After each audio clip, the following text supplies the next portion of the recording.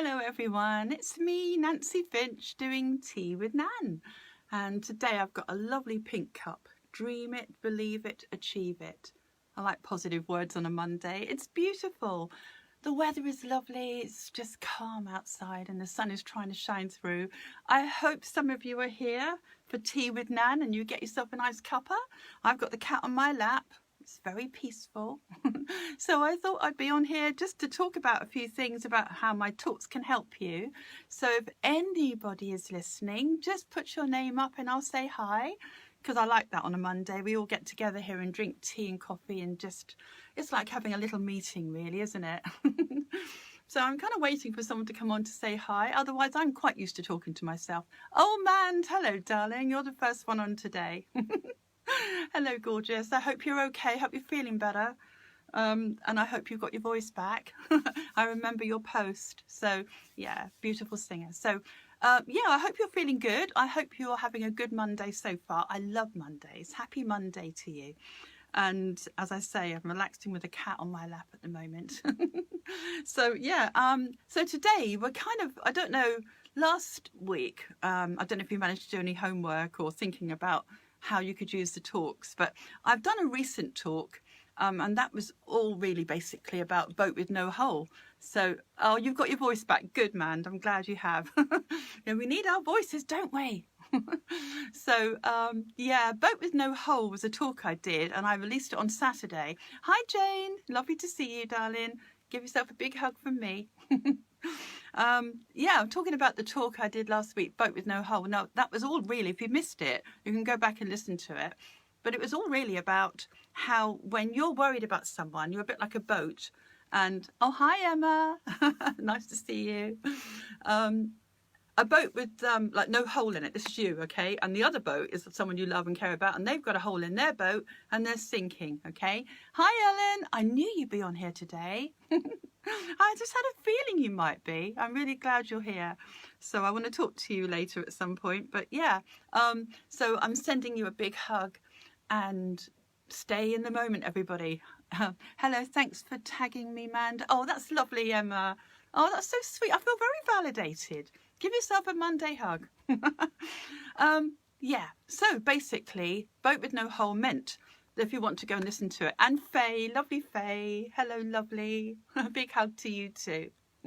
Hope our shoulders are okay, eh? Mine's getting better, actually. So Helen said, or Helen's watching as well. Very lovely. Thank you for being here, guys. If you want to share this little tea with Nan, you're very welcome to with your friends and family. Annie, hello, darling. Have your cup of tea. You probably need it. You've been doing lots of stuff. So Boat with No Hull teaches you not to be sunk down by a situation or by worrying about your friends or family or whatever. And everyone does that. Hi, Irene. Lovely to be here. Oh, I love you all. Thank you for being here. So, yeah, Boat with No Hull. You don't put a hole in your boat to join the person. You don't feel everything they're feeling. Otherwise, you're sinking down with them. Now, some of my clients and friends know about this story already that I made up. You know, analogy. But basically, if you're going to sink your boat, you're going to be no good to anybody. You're going to be down physically, emotionally. You need to be up here, putting down ropes of comfort, you know, perhaps support, faith, trust, love, whatever you want to throw down to them. And they eventually, hopefully, will come up to join you. So you haven't put a hole in your boat. That means you are detached from the feeling that drags you down. So if you want to have a listen to that, you can look at that on my website, www.nancyfinch.co.uk, and share that with other people as well. Because it's surprising how much, if we care about someone, we think we've got to feel everything on such an intense level. And if we do that, we're actually sinking quite often. And it doesn't do our batteries any good. These are main batteries of our body. Well, today's little chat I decided to do just randomly is all about depression. Now, I've had a lot of clients that have had this, and although I've never suffered it myself, I have seen what it does to people and their families. And there's probably everyone that's watching today has probably had somebody that that has been affected by depression in some way. And as you know, it doesn't just affect that person, it affects the family. Of course, that goes in nicely with the Boat with No Hull, doesn't it? Because then you could learn that, how to detach and trust and have faith while that person's trying to come up from their boat's sinking, if you like. So that actually ties in quite nicely, and I didn't plan that. But depression, it's a thought, it's a feeling that begets a difference in your body, biochemistry. You know, your hormones change when you're depressed. You know, people don't have enough serotonin, or their pineal and hypothalamus, these two little buttons, if you like, in your head, switches, if you like. The pineal doesn't perhaps work properly, and they don't have the release of the happiness hormones, which is what we need to keep well. And we can produce those ourselves. And my talks, although they're not a cure-all to everything, they tend to stimulate the areas of the body here, you know, like the main batteries. They stimulate that so that they can open. And when those areas are open, so for instance this one, then you're more likely to want to fix yourself on that level. Everything works better in the area that you've just opened. And the talks help to open those areas, which are really good. Thank you for the hearts, guys. That's really nice. So, yeah, thoughts, feelings. I mean, just think about it. Were they always depressed? If you know somebody, they weren't always depressed. They weren't born that way. But sometimes we can develop those feelings and thoughts to form a pathway in our brain. And we end up being sort of always, that makes me feel that. And people own it, etc., you know. So basically, watch your language might be a good one for that as well, actually. I've written a few on my board here to show you which ones could help. But watch your language is a very good one. I'm going to find it here. So watch your language is something that we shouldn't be owning that. Number 35, that's watch your language, dated the 1st of the 10th. I'm looking at my little book of notes. So we don't own it. We don't own that condition to start with. It's best not to, because otherwise your brain goes, okay, we'll keep this then. And, you know, you say the words, you feel this is yours. That's not a good thing to have. So the ways to open up those areas that I feel that affect depression, okay? So depression is, as I say, lots of different things can cause it, but how we can open up those areas will help us to overcome it. I do a lot of work with my clients, and I teach them how to keep themselves emotionally well. And suddenly their depression, you know, the condition that they've been suffering, not theirs, has, you know, disappeared or got better. On YouTube, Emma Adams, yeah, these are always on YouTube as well. Yeah, they are. I'll put them on later, but they're always on my website as well, on the blogs. So if you go on the blog, you'll hear all the Tea with Nan talks as well. And I've got meditations on there. I'm planning a nice meditation actually for the 19th of this month, which is going to be about a rainbow tree, which is really lovely. I'm looking forward to making that one up for you. And that'll be on the website as well, see? So going back to what I was saying, the main areas I feel that are affected by depression, if you like, and need to be opened so that you can help to rebalance in that area are obviously the indigo. That's this one here I keep talking about. You know, this is what this little switch in here helps to produce the right hormones that help you to be better. And quite a lot of the time, depression can be hormone based. So that one needs to be open. We need the yellow open to feel in control, to feel less fear, okay? Because when we're feeling those intense feelings, or people feel them, then you can have that area go down as well. And that's going to just make you feel powerless, which is not good. That's what happens when that shuts. You can have that feeling. You've also got, indigo and orange. This area here, your sense of value, your sense of who you are, you know, and because hormones are really governed by the orange and the indigo, I have found over 20 years of experience. So anyway, that is a really, if I could keep those two open for you, if I can give you tools that can open those, then you've got a good chance of naturally rebalancing yourself in that area, okay?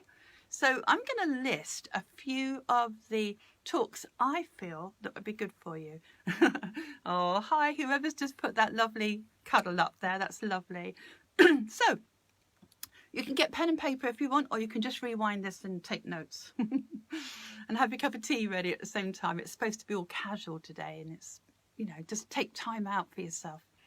Just, you know, so you're not always thinking about the next job you're going to do. Think about yourself for a minute and how you want to fix it or help you. Give yourself a tonic, okay? I use all my talks at different times, all my tools. So I think, which one can I use today? Which one can I use tomorrow if I need it, you know, if I've got a challenge on? So, okay, Number 3 is the first one I've got, and I talk about this one a lot, but I'm going to show you how I use it, okay, or how I would use it if I was depressed. So if number 3 is called the 3 V's, as you know, some of you, and it's dated the 15th of the 2nd, 21. Now, how I would use that, I would say when people are depressed, quite often they don't see their own value and they don't feel very loved, or they don't feel validated, or perhaps they don't feel listened to, or whatever. In this case, if they were to say, I value me, I validate me, I very much love me, and over again, then in the subconscious brain, it kind of believes it. And it takes that, even though the conscious brain is going, I really don't believe these words, it'd still be something that they would feel on a deeper level, okay, subconscious level. That, I have found the 3 V's are really good for opening this one.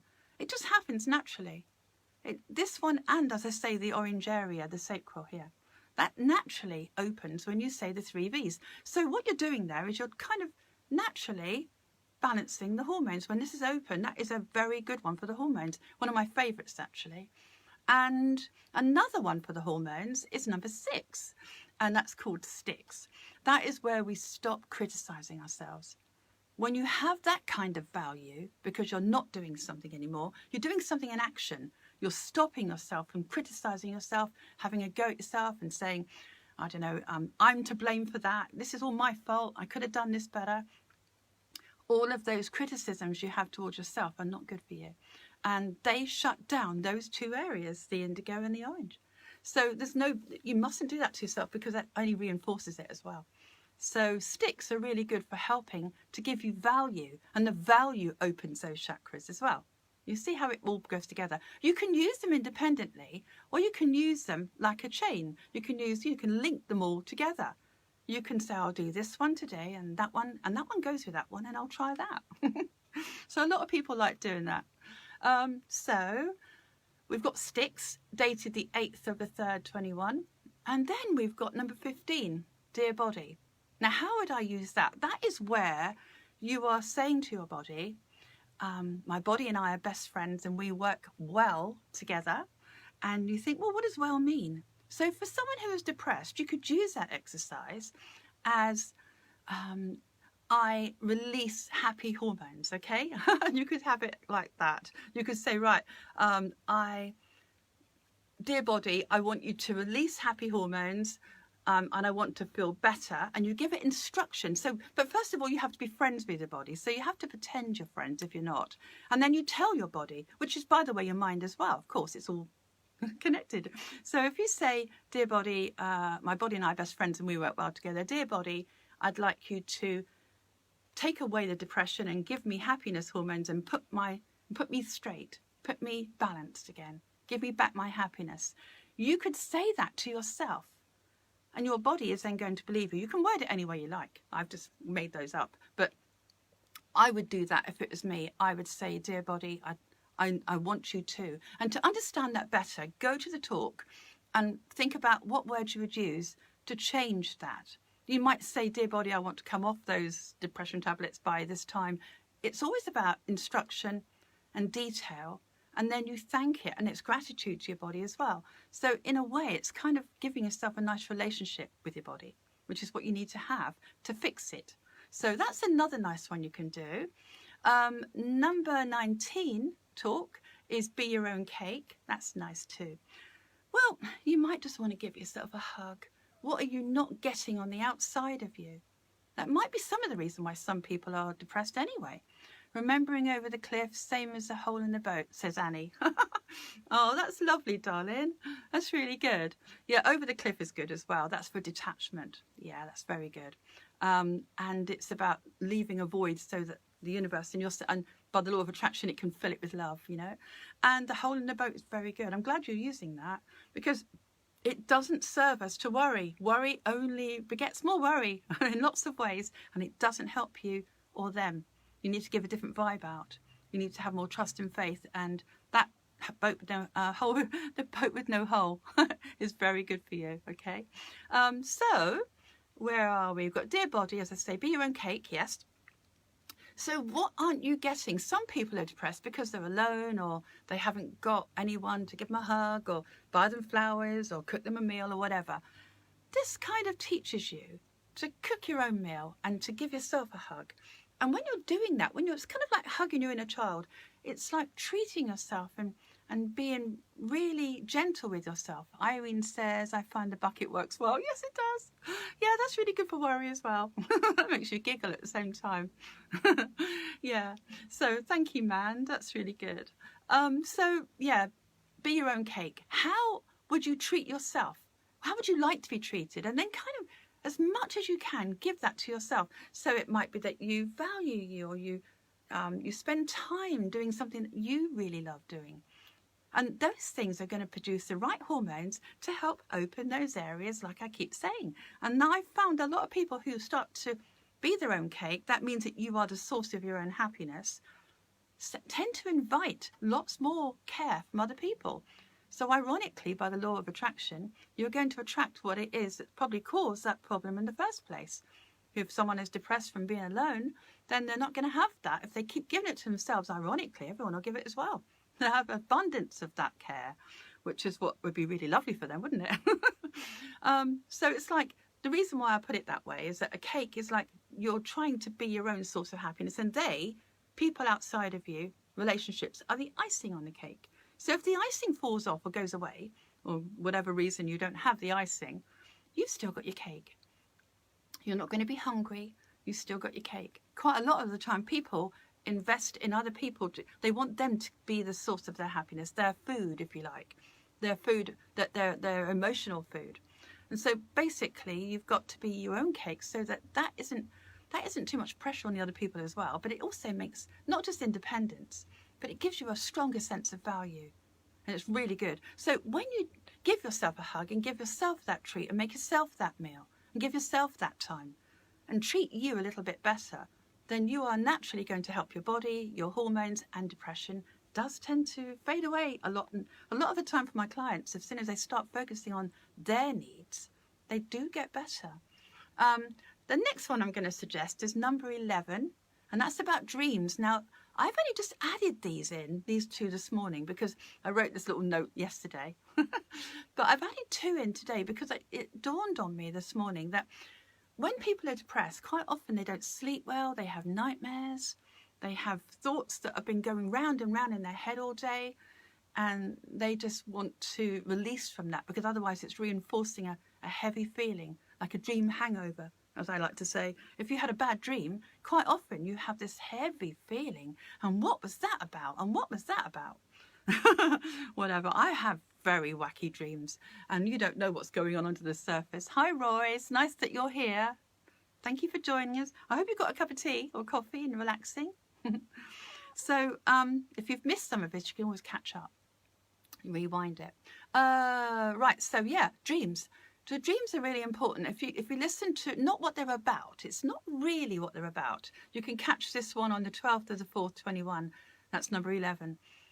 Dreams are really telling you that your thoughts have been about, say, worry, a feeling from the dreams. That's what you've got to be looking at. What are you feeling from the dream? Not really what it's about, because quite often the images that we have in our dreams have got nothing to do with anything that we can understand.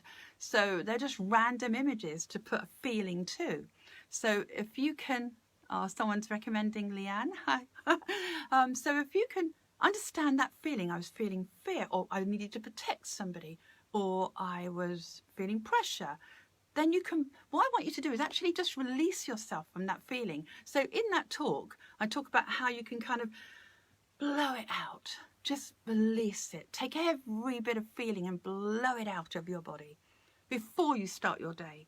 And that's a nice way of like kind of cleaning your head before you start the day. And that's something we should be doing if we're consumed with lots of thoughts, heavy thoughts and feelings and pressures. And quite a lot of people that are depressed have them going round and round and round. Of course, their nights are going to be very heavy. Their dreams are going to be turbulent and difficult, aren't they? If you think logically, all those thoughts have got to be processed. So when you blow it out, that is a mindful, calming thing to do. And it's one thing you can really enjoy because then you've got rid of it. You've detached. Hi, John. Nice to see you. So as I say, if you've missed some of this, you can always listen to it later. Or go to my website, I'll say it again at the end. So dreams is really, really good for that. It's a clever way of just being mindful, taking that thought. When you identify, I don't like to feel that pressure or that panic or that sadness, or blow it away. Okay, that's the thing to do. I do it all the time when I have wacky dreams. I don't want that all day. You know, you don't put a great big heavy lead jacket on all day, and that's what it feels like if you've had really heavy dreams or you haven't slept well. So you need to be blowing it away. And the last one I've got to suggest is one I didn't think about yesterday, but now. Number 9, cross it out. This is where we stop the worry. Now, how I would use this if I was depressed. Elena, oh, that's nice. Nice to see you, darling. Thank you for joining us. Please share this with your friends and family later. It might help. Well, you never know. You never know. People need it for lots of reasons. And even if they're not depressed, and that's what the subject is today, the other things I've suggested can help in so many ways. All those talks help in lots of ways, just as a general tonic for your body. So, cross it out. That means crossing out a worry, and you kind of say to yourself that I have nothing to learn from that gift. Now, the reason why you do that, you kind of imagine a happy face and you imagine ticking that off, and that's what you're going to have. But when you're crossing out something, you're being mindful to detach from that worry, that fear, that, you know, quite a lot of people that are depressed are fearful that they're always going to have it, or they're fearful of lots of things that are quite intense at that time to them. And so if we can just say a worry comes into their mind and cross it out, they're taking back control. They're taking back, they're stopping that worry, and they're thinking of the solution, and they're thinking, this is what I'm ordering. Now, what I meant by I've nothing to learn from that gift is if you could think of every single challenge and worry as a gift, because it's taught us something. Every situation teaches us something, and that's what we need to be remembering. Oh, hi, John. Nice to see you, my dear cousin. Oh, it's nice. I'm glad that you're on here. It's good. So if you can think of everything that's happened to you in the past that we thought was really hard, there's guaranteed there's got to be something good that you've learned about yourself or you've developed in yourself, which is what you need to be doing. You need to celebrate that. Hi, Lisa. Nice to see you, darling. So if we say to our minds that we value every single gift we have, then that gift has no power over us as such. So we say we have nothing to learn from that gift. That means that you're being objective and you're realizing that you have nothing to learn from that. And so you're telling your brain that. And it helps calm you down. It helps keep your main battery open. This is the one I did it for.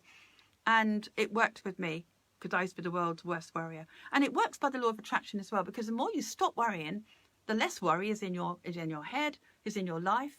Okay? Thank you, man. That's really sweet of you. I know that I will have to work on these myself. That's how I made them all up, you see. But cross it out really helped me to break that circuit, if you like. That synapses in my mind was always going, that thought made me feel that. And that's another reason why people are depressed keep reinforcing it, because one worry begets another, one negative begets another. Before they know it, they're surrounded by stuff that's really challenging. So if they can just break that, when it comes up to the surface of your mind, break it. No, nothing to learn from that. You're dismissing it, because worry doesn't do any good at all. So if you dismiss that thought, that negative, and then I've nothing to learn from having that, and you're not worried about it, because it's not like it has no power over you. If it's a gift, you're not scared of it, but you choose not to have it. That's the answer. It's one of my favorites. I use it whenever I need it. Whenever the situation, if I find I'm concerned about something, because I don't use the word worry very much. If I'm concerned about something, I simply say, no, I've got nothing to learn from that. And I can breathe emotionally. That's the best part. Hi, Kev. It's nice to see you. Thank you for joining us. I've got 13 people watching me so far. Just share it with other people. It's very good. It's lovely to share. So cross it out is one of the things that can help to discipline that thought. Now, I'm not having that. That's a negative. I'm not having it. Nothing to learn from that negative. I'm having a positive. And I know I'm going on about it a lot, but it is a really good one. And it stopped me from doing it for many years. So if it worked on me, it can work on you. So, so that's my suggestions. So we've got the 3 V's, the sticks, dear body, be your own cake, the magic pill, dreams, cross it out, and watch your language. So I hope you can have a look at some of those and play with them. They're also on YouTube, and if you're watching on YouTube when I put this on later, please like, subscribe and share, because that's always good to give it out to other people. Now, I'm also going to talk about what I'm doing next week. The next week's talk I'm doing, not Tea with Nan, but the talk. That's kind of something a little bit more serious and specific. That's about orange juice and how other people can stir and invoke a feeling out of you, and how we can use that to better ourselves, to really evolve from what we're feeling. That's a really nice one. It does help you to be objective about yourself, but to give yourself a cleansing from that reaction. It's really nice. So that's good. That's going to be next week's talk, probably being put up on the weekend. And what am I going to do next? I don't know. I'm going to surprise you next week, probably. Foggy thinking, I think. Foggy thinking. Oh, it's okay, Julie. Nice to see you, darling. It's better late than never. I've got another 5 minutes with you. It's all right. And you can always re-listen to this later, can't you? Foggy thinking and memory loss. That's really funny. I just forget to say that. We all have moments of foggy thinking. We all have times when we're overwhelmed, or, you know, we have memory loss, or we think, I wish I could remember that person's name. There are lots of different ways you can overcome that.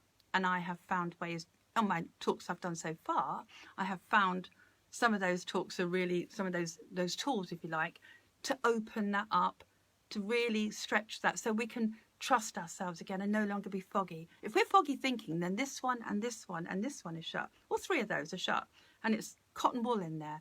So, and we all have cotton wool moments, don't we? Yes, we do, Kat. She's talking to you as well. So that's going to be next Tea with Nan. So I hope you can join me. Good idea for next week, says Anne. Yes. Yeah, it is good, because if you think about it, you've got so much going on with, you know, Christmas or events coming up and all sorts of things and demands, family. We can get overwhelmed and we can get a little bit stuck in there. Oh, hi, Lynn. It's nice to see you too. I haven't seen you for ages. I hope you're well. Yeah, I hope to be another Lynn. We've got loads of Lynns on here. I hope that I inspire you. I hope I can give you some Monday morning hugs and make you feel like, you know, like I feel on a Monday. Yes. Emma, that's lovely. Thank you, Irene.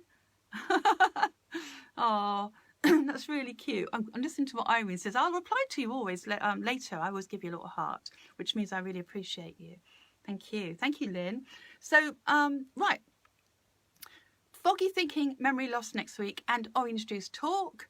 Go on my blog and go on my website, www.nancyfinch.co.uk, which is really good. And share. It's really nice to share.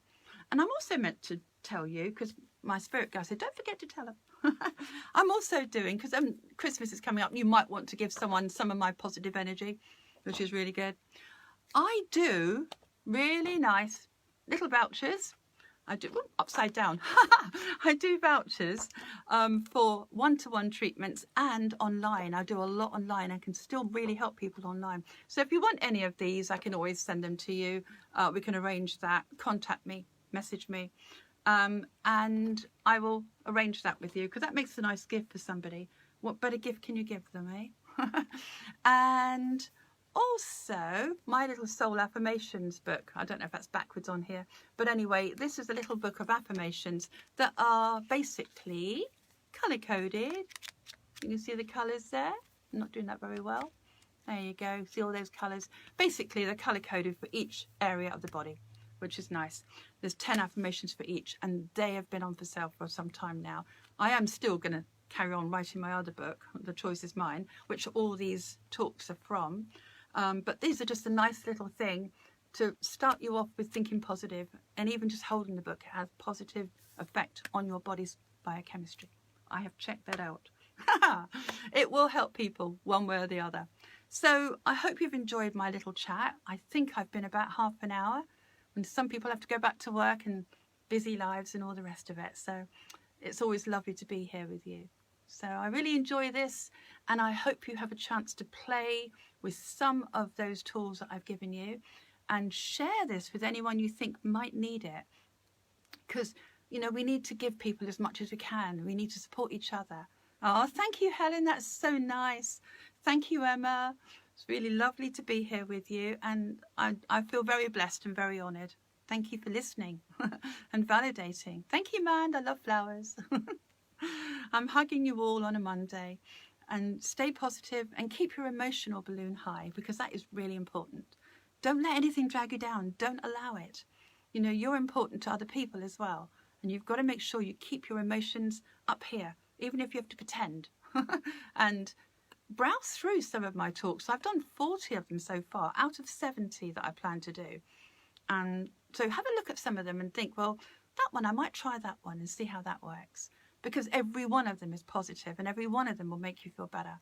So, and I know because I've done them all, because I made them up. Right, I think that's a namaste moment. The cat is fidgeting now. So I wish you all well, and give yourself a hug from me. And I will see you next Monday at 12 o'clock, and lots of love. You take care and have a lot of fun catching up on some of the talks. Thank you very much, and I'd love your feedback, by the way, guys. That's really lovely. Okay, take care, lots of love. I'll see you next week. Okay, bye.